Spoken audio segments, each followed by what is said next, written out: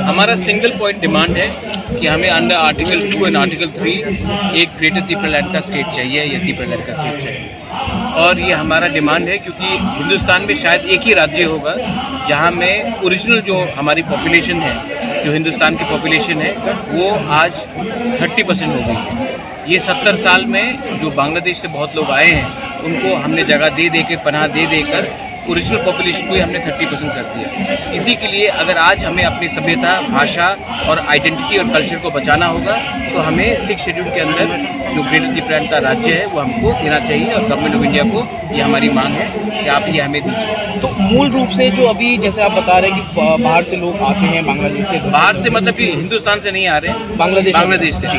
तो उसमें क्या क्या हनन हो रहा है? जो आपके लोग वहाँ पे हैं उनको क्या हनन हो रहा है? ये बात आप महसूस कर सकते हैं, आपको शब्द में मैं बोल नहीं सकता हूँ क्योंकि ये कहीं में इंडिया में नहीं हो रहा है, सिर्फ त्रिपुरा में ही हो रहा है। अगर आप बाहर के देश से लोगों को निमंत्रण करेंगे और वो आपके एडमिनिस्ट्रेशन में आ जाएंगे, वही आपके प्रोफेसर्स बन जाएंगे, वही आपके जज बन जाएंगे, वही आपके मंत्री एमएलए बन जाएंगे, तो आपको कैसे लगेगा? तो प्रशासन जब आपके हाथ से पूरा चल जाता है और आप अगर त्रिपुरा में घूमेंगे और आपको लगेगा नहीं कि ये एक त्रिपुरा एक राज्य था, ये नया एक लगेगा कि ये एक एक्सटेंशन ऑफ बांग्लादेश है, तो आपको कैसे लगेगा? ये मैं मज़हब के में बात नहीं कर रहा हूँ, मैं कम्युनिटी सेंट्रिक बात कर रहा हूँ, मज़हब के नाम में एकदम नहीं।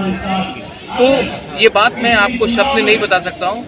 आप लोग आइए कभी और आप त्रिपुरा को देखिए, आपको नहीं लगेगा बहुत पार्ट्स में कि ये एक इंडिजिनस राज्य था जो 5000 साल से कायम था और 70 साल में हम बर्बाद हो चुके। एक अंत में महाराज जी ये जानना चाहेंगे, जो ये आप प्रोटेस्ट कर रहे हैं इसमें क्या आपने केंद्र सरकार को ज्ञापन दिया है या किस तरह ये केंद्र सरकार को ज्ञापन दिया है? यहाँ में हम काउंसिल में पावर में भी है त्रिपुरा में, हमारे संग 8 एमएलएस भी हैं और IPFT और त्रिपुरा मोता 2 अलग पॉलिटिकल पार्टीज हम एक हो चुके हैं इस डिमांड में और केंद्र सरकार भी जानता है कि हमारा क्या डिमांड है। अब मैं केंद्र सरकार को यही बोलना चाहता हूँ कि आपने कानून पास किया है जहाँ में बाहर के शरणार्थी को भी हम बना दे रहे हैं सिटीजनशिप अमेंडमेंट एक्ट करने के बाद। उसके बाद आज हम तो हिंदुस्तान के लोग हैं, हमारे बारे में सोचिए, हमें भी कुछ कॉन्स्टिट्यूशनल सोल्यूशन दीजिए क्योंकि जैसा चल रहा है और अब ऐसा नहीं चलेगा। नो कॉम्प्रोमाइज, लैंड को कॉम्प्रोमाइज करने वाला नहीं है। तो